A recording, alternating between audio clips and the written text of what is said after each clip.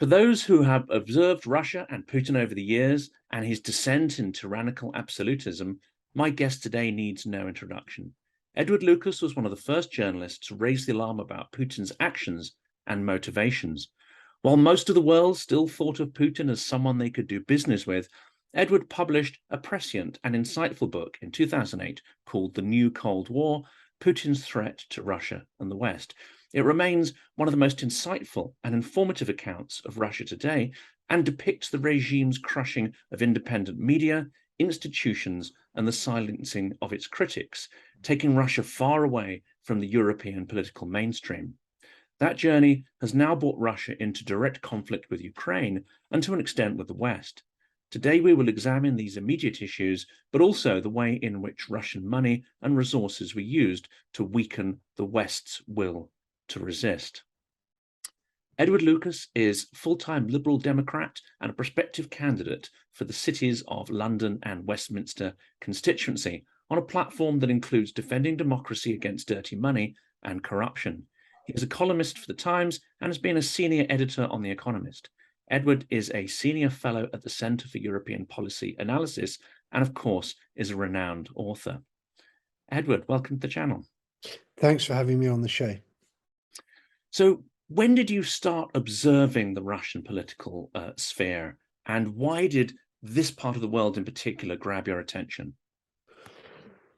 I was covering what we used to call the Cold War, now the Old Cold War. And as a journalist in the mid to late 80s, I was based behind the Iron Curtain and saw the collapse of communism in Czechoslovakia, and then moved on to the Soviet Union to cover the occupied Baltic states. And I was aware even then that behind the supposedly benign and friendly mask of perestroika and glasnost, there were many elements of the old Soviet system that were hard at work in preserving what they were about to lose by putting the money offshore. And I witnessed, this was Communist Party funds, KGB operational funds, Soviet mafia, other sorts of pots of money flooding out into the West. And I thought, this isn't right. This isn't going to end well. What are these? These are very bad people. And they're sort of saving their nest eggs and getting ready for something else. And all through the 90s, when we were supposedly in the honeymoon of Western relations with supposedly democratic Russia, I was observing the behavior of the FSB, the Internal Security Service, of the SVR, the External Service, the GRU, military intelligence, the sort of what was then rather a sort of nationalist fringe, but also noticing how this was spilling over into Russian political discourse and indeed actions. So I was very worried by something called the Karaganov Doctrine in 1993, which said that Russia had the right and indeed the duty to intervene in other countries on behalf of so-called Russian speakers. So I think all this predates Putin, and Putin has accelerated it and intensified it and brought into sharper focus. And obviously we now have this disastrous war in Ukraine. But anyone who's caught by surprise by this wasn't paying attention. The signs were there right back in the early 90s. And of course, I mean, we'll get to the sort of blame game that's emerging here. But of course, one of the key narratives is that the West is equally to blame for all this process. And I think part of our discussion is going to be around where we're at now. Was that an inevitable process, given Russia's slide to autocracy, and even given Putin's background as part of that secret establishment as a KGB officer? I think it's important to sort of separate out the personality of Vladimir Putin, about which rather too much has been written, from the underlying trends and forces that have given rise to his rise to power and to all things he's done since. In a way, I do think the West is to blame, though not in the way in which that's normally expressed. I don't think that it was NATO expansion that was a mistake. I wish NATO expansion had happened earlier and much faster. But I think the West was to blame by its indulgence of the worst features of post-communist Russia. We we were far too tolerant of corruption and organized crime and the theft of state assets. We underestimated the importance of institutions. And we kind of bankrolled this experiment in what one might call oligarchic democracy, because we were so scared of oh my goodness, the communists might come back. But actually, we got something far worse than the communists as a result.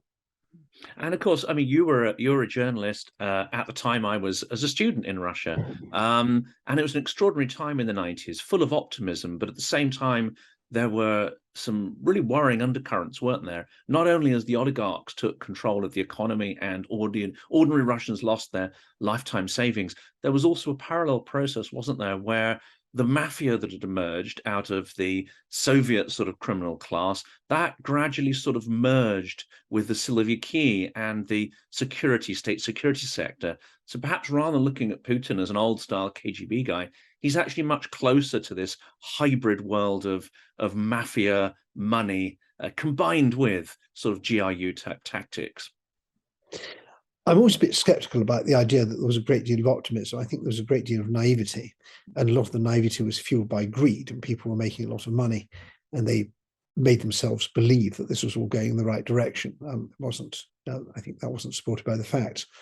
And I think you're absolutely right that the kind of monster that's now taken over Russia took root in St. Petersburg in the very early 90s as an overlap between the KGB, particularly the bits of it that had dealings with foreign economic relations and understood, at least in essence, the way in which markets and international trade worked. The city administration, nominally democratic, but actually pretty corrupt. Organized crime, which was very strong in St. Petersburg in those days, and regular business, particularly the Kurishi oil refinery, which was a sort of kind of cash machine. And I think that kind of fusion of those different elements first of all took power in St. Petersburg, and then it moved to Moscow and took over the whole country. And obviously you've worked as a journalist, and one of the things that I really struggle with is that when you watch the news, when you watch mainstream news, and you're interested in broader, deeper issues like the ones you're discussing, these deep financial networks and the evolving political system, you don't really see much of that coverage in the media, do you? It's much more led by current events, what's happening at the moment. You miss out on that whole deep layer of insight and understanding about how we got to this place, simply because the media focuses on the next crisis. I think there's been some pretty good media reporting over the years, and some pretty good books have been written. Even back in the 90s, you had excellent investigations, for example, in the Wall Street Journal into the Bank of New York. You had people like Bill Gertz at the Washington Times writing about Russia's defense and intelligence threats to the West. There was very good reporting in the FT, even in my own Economist. I think that there was plenty of people who were writing about what was going on, but it didn't fit into a kind of the big picture that the outside world wanted to read, which was that this is Russia's now a democracy, it's now a market economy, everything's basically going to be all right. Maybe there's some bumps in the road, but they're not that interesting. Key thing is the old Cold War's over. We can save quite a lot of money on defense. We can make quite a lot of money with trade and investment. And that kind of big picture of what Russia's basically like was very deeply rooted, and it's taken a long time to shake it. Even after 2014, when people like yourselves would have pointed out that we need to do some kind of contingency planning to move ourselves away from dependence on Russian energy, but that didn't happen in 2014, despite the signals I would say turning to red on the dashboard. It's really only this year, and perhaps far too late, that European countries and the UK have started looking at their energy dependency, and of course the infrastructure for liquefied natural gas and so on. We de-invested, or we mothballed or wound down infrastructure that we had previously that could have perhaps dealt with this crisis. So what are the lessons for the future in listening to authors like yourselves and people with actual insights on the ground? I think it's important not to extrapolate too much from the mistakes made by Britain here, that there's actually been some very important reforms in Germany, and I would highlight, in important reforms in the European Union, although sometimes not in Germany, which is what matters. But I would highlight the third energy package in particular, which was the EU's attempt to take on the corrupt and exploitative nature of Gazprom's export model. And this led to the substantial number of interconnectors being built. So we have the elements now of a north-south gas grid, which makes it far harder for Russia to pick on one individual country. It unbundled the ownership of the pipeline, the ownership of the gas and the distribution system, and it also increased data and storage and so on. So we're actually in a much better position as we deal with the current gas crisis than we would be if we hadn't done that. And I think Maros Šefčovič as energy commissioner, before him Andris Piebalgs, the Latvian predecessor, from 2004 onwards, but particularly from 2009, 2010, made some very important changes. Unfortunately, we didn't do everything we should have done. And in this country, we closed down our gas storage, which was a very stupid thing to do. We didn't build the big interconnectors to Iceland and other places that we could have done, which would have been an important step towards having a more resilient electricity supply and thus decarbonisation. And we had the idea that we were gripped by the idea that gas is cheap as chips and that you can get gas from anywhere, it's very cheap. So that will be our kind of default the plugger of all gaps, and that's been a mistake. There's no doubt about that. But I think that the shock of the 2022 events has turned everybody's mind to questions of energy resilience in a way that just wasn't the case 20 years ago, when people like me would go to the German energy ministry and say, don't build Nord Stream, this is Nord Stream 1, you're creating dangerous gas dependency. And we were laughed at and told, you can't be serious. We're Russia's major customer. Why would the Russians politicize their supply to Germany? Well, the answer is they can and they will, and they did. And pushing ahead with Nord Stream 2 right up until really, well, the war had even begun, and there were still discussions about Nord Stream 2, weren't there? Which they finally knocked on the head, but too little, too late. And that turns, the conversation perhaps to the analysts, because over and over, there are a number of things which, those people who one would assume are highly paid to predict what's happening in countries like Russia, they've made a number of fairly key miscalculations, haven't they? One is very few people expected the war to happen. There were a few voices, but this is something which Western analysts have in common with many Russians. And if you listen to Navalny Network, some of the bloggers, even Viktor Shenderovich, who's a famous satirist, they tend to get a lot of things absolutely right. But on the war, many of them were saying this is a bluff, it's insanity, it's not going to happen, don't worry, don't be so hysterical. And of course, many Western and military commentators thought the same. The other thing we've got wrong consistently is overestimating the strength of the Russian army, its capability, its cohesiveness, its strategic intelligence. And none of these things turn out to be true. It's more of a Potemkin army. Yes, I mean, it doesn't feel that much of a Potemkin army if you're facing it in the field with the weapons that you need to defend yourself. Now, I think the way I think about the Russian army is it's a bit like a large, aggressive man who is not in great health, but he's on crutches. But he can still be pretty intimidating if you're a lot smaller than him, or possibly in a wheelchair or have some other difficulty. And so there's no doubt that Russia's a great deal weaker than the Soviet Union was in military terms, and that up against a real adversary like the United States, it would lose very, very quickly, or have to go nuclear very quickly. But I think that's not quite the right way to look at it, that Russia has the ability to concentrate forces and to attack a particular country, whether it's Georgia in 2008 or Ukraine in 2014, and then intensified from 2022.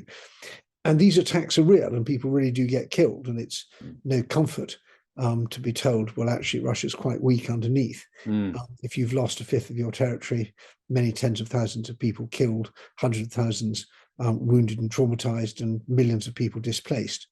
So I think it's too easy for us in the West to say, well, Russia's quite weak militarily. If you're from Mariupol, the other point is that the West is not configured to fight Russia. We have very good high-tech weapons which last for the first couple of days of warfare, and then we run out. And Russia knows that. The only countries that have real stocks are, in fact, the United States, to some extent, Turkey. We're now rapidly building up those sort of stocks. But as soon as you get into a war where willpower matters, Russia might take terrible casualties in the first few days, but after that, we are out of ammo, and they're not. So that's something to bear in mind. And the vast stockpiles of artillery, I think, and artillery pieces is one of those, isn't it? Which reputedly at the start of the war, they had, 20 to 1, when it did look like the front lines were going to be sort of frozen, over the last sort of 3 or 4 months. But that's absolutely fascinating. I mean, to an extent, Putin must have known, and this is coming back to the NATO argument, Putin must have been very, very clear in his own mind that NATO did not have enough troops within Europe. It had a sort of fairly skeleton army in Europe, that NATO wasn't a threat. NATO would never consider encroaching on Russian territory. And yet that line that this is all NATO's fault, it still plays quite well domestically. And it plays quite well, doesn't it, amongst the, I would class them perhaps as the sort of useful idiot class in the West. And certainly in many other European countries, this narrative really is accepted by many, if not most. I think Serbia is an obvious one, Italy, but there are many places where this argument holds sway. Yes, I think that there's many. I mean, there's several points here. One is that the Kremlin isn't trying to win an argument in a Western style of argument, where you produce real facts and solid logic in order to try and create consensus among a large number of reasonable-minded people. That's not the game. It's like the difference between chess and all-in wrestling, and we're playing chess, and the Kremlin is doing all-in wrestling.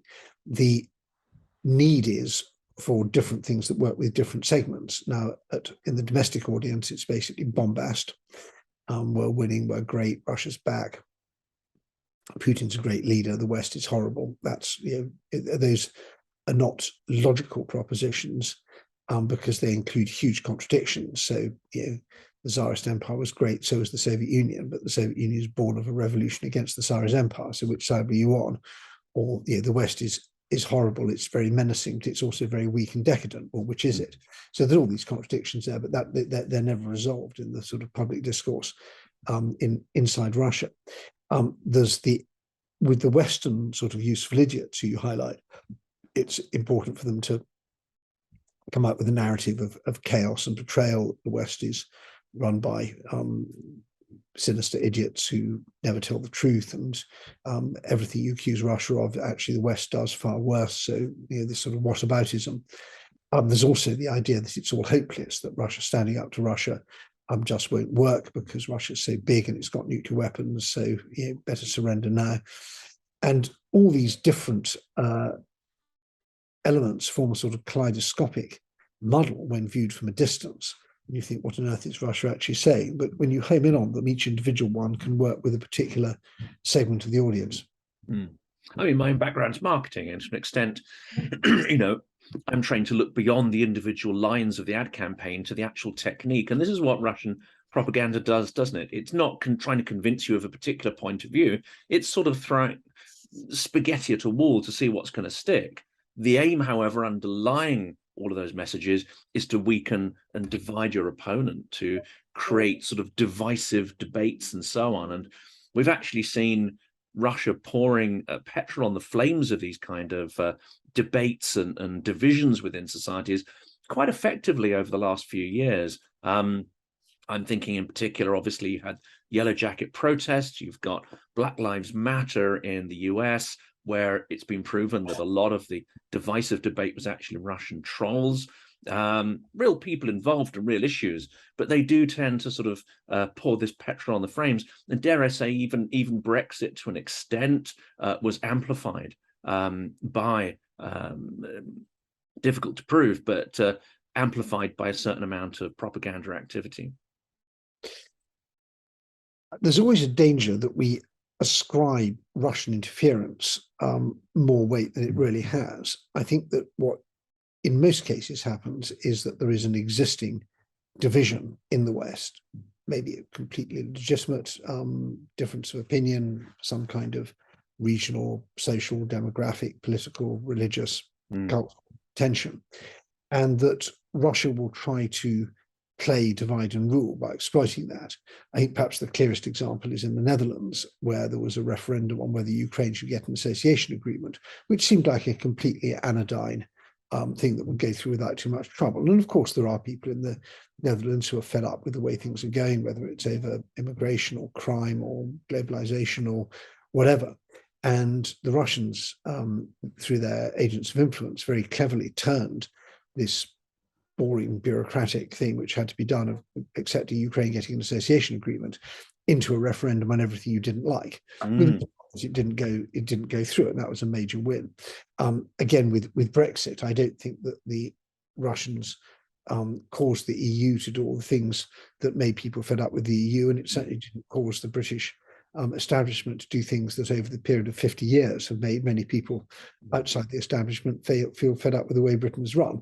However, I think Russia did think that Brexit would be a good idea. It would weaken Europe, and they did what they could, whether it was perhaps putting some money in or some other things. They also, I think, wanted Scotland to leave the UK, and they did a little bit on that. That's been attested.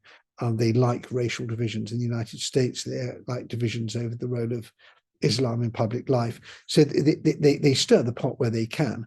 I think it's very important not to get it out of proportion in a way that I think Russian influence is a bit like the Wizard of Oz, that when you pull the curtain back, it's actually rather pathetic. It's only when you can't see, when you can only see the curtain and know what's behind it, then you think, gosh, what are we up against? And I think, not only did they, the voting in of Trump and Brexit be met with jubilation in Moscow, also perhaps with a little bit of astonishment, because, they might have thought they were exacerbating divisions. They didn't perhaps necessarily believe that those events would actually come to pass and cause the amount of chaos that they have. And I was speaking to a CIA chap, and he was pointing out that actually something quite interesting happened in the US, and that is that a lot of the criticism of Trump, certainly in his first few years of presidency, were directly pinned on Russia. Almost you give Russian propaganda and Russian interference far too much agency, but in that process, you cause a huge rift between, the MAGA supporters, mainstream media, and the opponents. You get them to latch on things that perhaps are not the real cause of the problem, and thereby, you get everyone fighting amongst each other about in ways that aren't going to resolve their differences. Christopher Steele, also the allegation was made that the Christopher Steele dossier is actually a Russian plant designed exactly to discredit the mainstream media. And it's all quite cloak and dagger, but if that's a real technique, it's quite sophisticated and intelligent. The trouble with it, once you start thinking that shadows are alive, you'll spend your life flinching at shadows. And I think we know from the Cold War that Russia does have all sorts of covert capabilities. On the whole, the cock-up explanation usually works better than the conspiracy one. It was maybe that Chris Steele was deliberately fed bogus information in order to discredit critics of Trump. It might just be that his sources weren't very good, or that the way the dossier was presented didn't fully reflect the certainties or uncertainties that lay behind the material in it.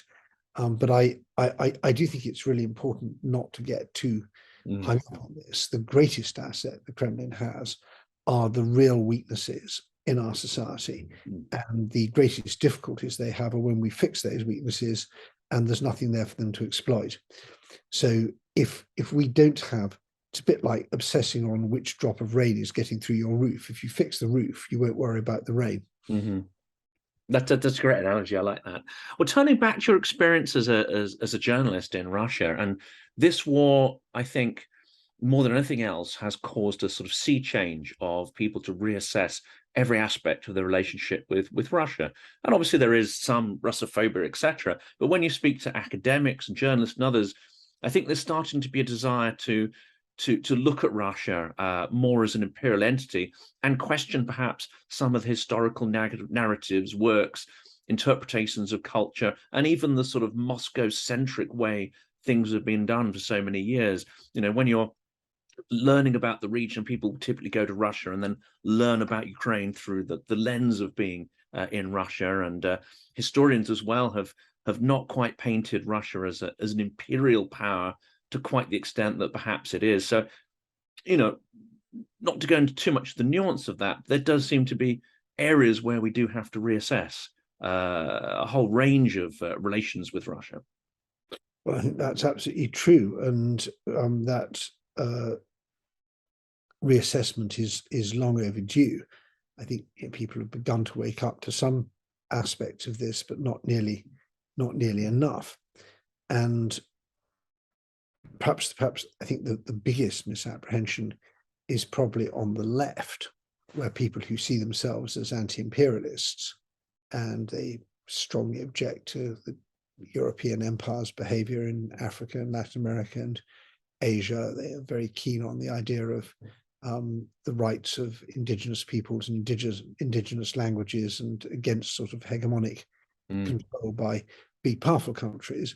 And those are all fine things to believe. And they have, I think, sometimes, or quite often, fail to realize that this anti-colonial, anti-imperialist lens would very much help them understand what Russia's doing to its own captive peoples, whether it's the Buryats and people in Siberia, or the people, the Finno-Ugric and Turkic peoples in the Volga or the North Caucasus, and particularly what Russia does to its neighbors, notably Ukraine. That if you see Russia basically as a colonial power and the Kremlin as a colonial force, it becomes a lot clearer. So I'm hoping that this is beginning to filter through, and it's certainly, I think, seen in some quarters more clear than it was. I think another very big thing is to rethink our understanding of the Second World War, which is not a story of goodies and baddies. It's a story of lots of baddies and some intermittent outbursts of goodery.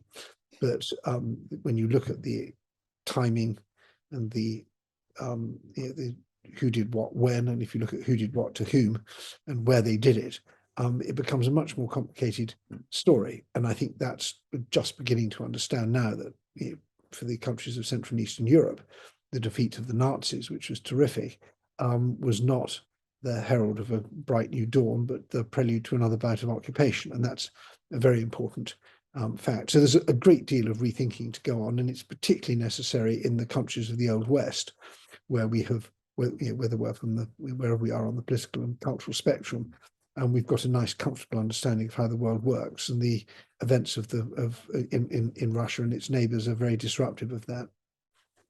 And that same naivety worked with Russia, didn't it? Because again, going back to the 90s, I don't think that many people were thinking that Russia would go from a nominally sort of socialist country to having extreme nationalist elements. But of course, almost one of the first things to bubble up were these repressed identities and fairly extreme nationalist sentiments, even if they're a small minority of the population. Yes, it's not completely clear to me that the result of the result of this war is to strengthen increase the tensions between the center and the periphery. I think we saw that in the past. There was the demonstrations in Khabarovsk, for example. There's been constant problems in the North Caucasus, but I think actually the story, at least of the first 6 months of the war, has been that people in the poorer parts of Russia have flocked to join the army because they're pleased to be in the army because they think it offers a decent regular wage. Kremlin has lent quite heavily on places like Buryatia to supply soldiers, and in fact some Buryats have been accused of particularly bestial war crimes.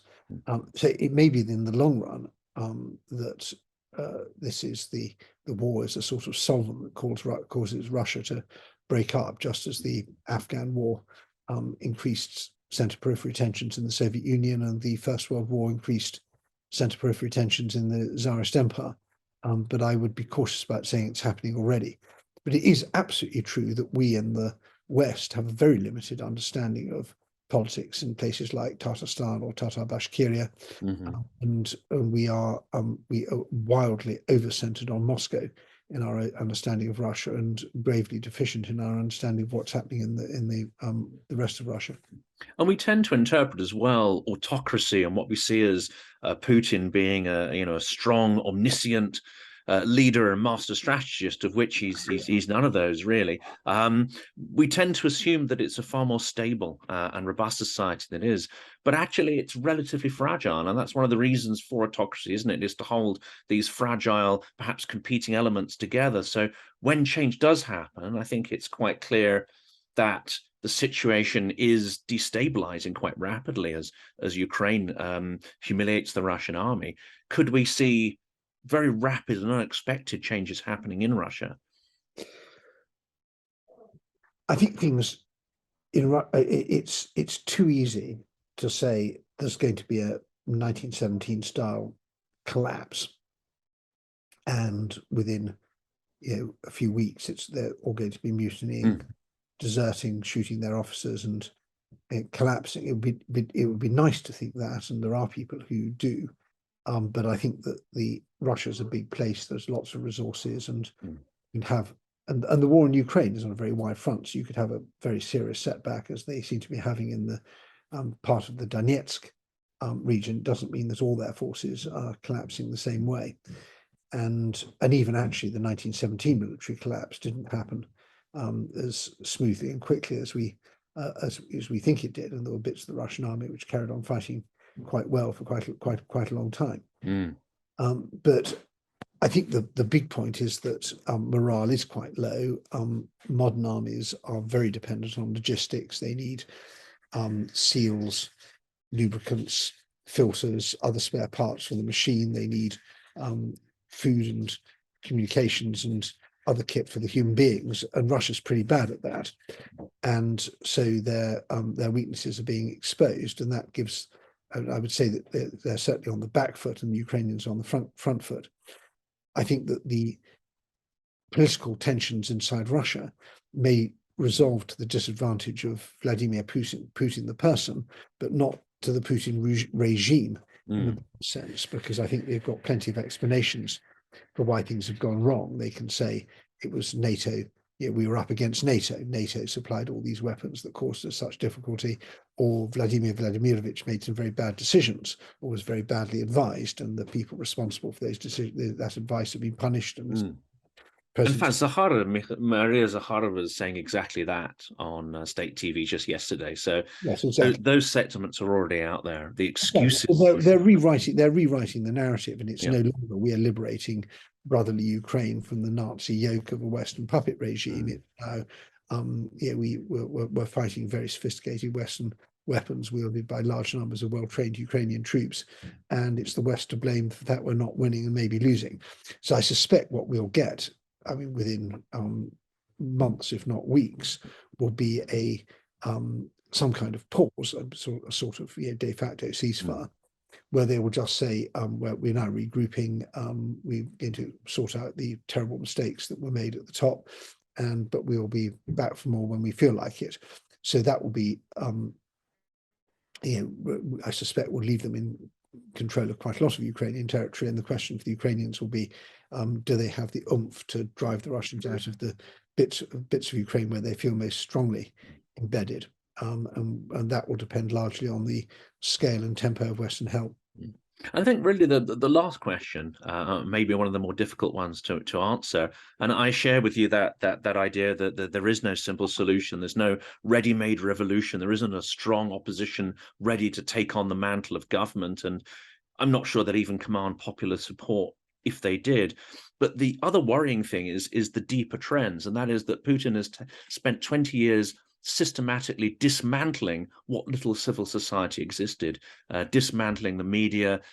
The judiciary was never really pulled out of the sort of Soviet corrupt era, but the judiciary is completely compromised. Religious organizations are, I would say, morally bankrupt, given the stance of the church. It seems that every institution in Russia is corroded or deconstructed in some way. How on earth can they come back from that when there doesn't seem to be a hugely popular will or understanding of how to rebuild civil society or even create the foundations of one? It's very difficult, and that's why I don't think that even if the personality of Putin changes. I mean, if we lose Putin at the top, which obviously would be good, I think the poison runs quite deep. He's kind of sprayed Russian civil society with the political equivalent of weed killer, and the atomization, the kind of xenophobia, chauvinism, paranoia that his propaganda machine and other efforts have entrenched in Russia will take some time to go, even in the best of circumstances. And I don't think I don't think we're going to see Russia a return to the, I think, rather fragile optimism of the 1990s anytime soon. I think the real point is that the West doesn't have a Russia strategy. We don't have a strategy to deal with escalation if Putin tries that. We don't have a containment strategy. We don't have an engagement strategy. We don't really know what we want with Russia.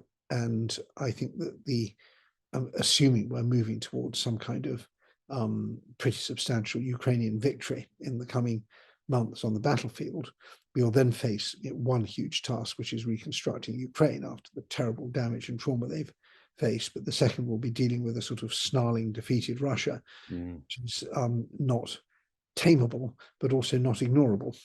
And potentially you'd have the what happened in Germany after the First World War. Rather than blaming it on the actual problems that caused their defeat, they'll turn and they'll blame it on fifth columnists, insiders, and that bitterness and resentment will simmer. To end this on a more positive note, the future looks very different for Ukraine, doesn't it? Rebuilding will be tough. There's massive trauma, but they seem to be an extraordinary, resilient people with great humor. And they perhaps look forward to a much brighter future and perhaps even a renaissance of Ukrainian culture following victory. I think we've got to be very careful about, I mean, there was a patronizing approach to Ukraine in the past, that they didn't really matter and couldn't do anything, and it's terribly corrupt, and oh my goodness, it'll never work in Ukraine. What a waste. Lovely people, they can't organize it. And I think we've now flipped through to thinking, gosh, the Ukrainians are incredibly resilient, and my goodness, they get bombed all the time, and they still manage to have this fantastic, spontaneous effort, and they look after all their refugees so well. And I think that we've got to accept there has been terrible, terrible damage, and it's damaged the physical infrastructure, everything from heating to the power grid, water, all those sort of things, to hospitals and schools. Also psychological trauma. That will take some time to heal, and I suspect that we will see, if you look at the history of Europe in the 20s, you'll see that countries that fought hard for their independence often had a sort of destabilizing political force in the form of war veterans who no one could really criticize, and in the Baltic states and elsewhere, that was an issue. There's also, if one looks at post-1945 France, there's terrible tensions between the people who fought and the people who didn't fight, the people who fled and the people who get compensation, the people who didn't, the people who get medals, the people who didn't. And all that's going to have to be worked out in Ukraine. So I'm enormously optimistic about Ukraine. I think that there'll be tremendous political energy, that they have consolidated as a nation through the Russian attack, and we can see now the outlines of a multilingual, multicultural, multi-confessional country with very strong civil society, a tremendous sense of itself, and that's all great. But let's not wish away the Ukrainian suffering and damage in the same way that we wished away Ukrainians' potential and sense of place in the years before the war. And there's still a lot of work to be done on improving the judiciary, tackling corruption, which is still at a relatively high level. These are things Ukrainians who are working on this, journalists, have told me in these interviews, that whereas they're optimistic, they also, as you've said, accept that there's going to be a lot of hard work that's needed to be done to carry on those reforms and carry the revolution on. And no doubt there'll be bumps in the road, as there have been, since the 90s in Ukraine. But at least we can see an evolutionary process going on there. Whereas in Russia, sadly, I mean, I think very little. I'm to end on a sort of optimistic note. I feel we're really picking up history from 1863. We're seeing is the continuation of this sort of Polish, Lithuanian, Belarusian, and Ukrainian alliance against Tsarist autocracy, which failed then from that and so on. But one can see the center of gravity of Europe is moving sharply east, and all these countries, with their roots in the Grand Duchy of Lithuania and the Polish-Lithuanian Commonwealth, have something tremendously important to offer Europe. And I think that my prediction is that we will see regime change in Belarus quite soon after we see victory in Ukraine, or at least a Russian defeat in Ukraine. And the map of Europe is going to change very substantially, also with Moldova getting its EU accession. I'm in a sort of big sweep of history thing, I think we face an extremely exciting and positive couple of decades, and I can't wait to write about it and observe it. Edward, I can't wait to read those books as well. It's been a massive pleasure speaking to you, hugely insightful, and hopefully as events progress, we might have another chat in a few months, and hopefully off the back of Ukrainian victory. I look forward to it.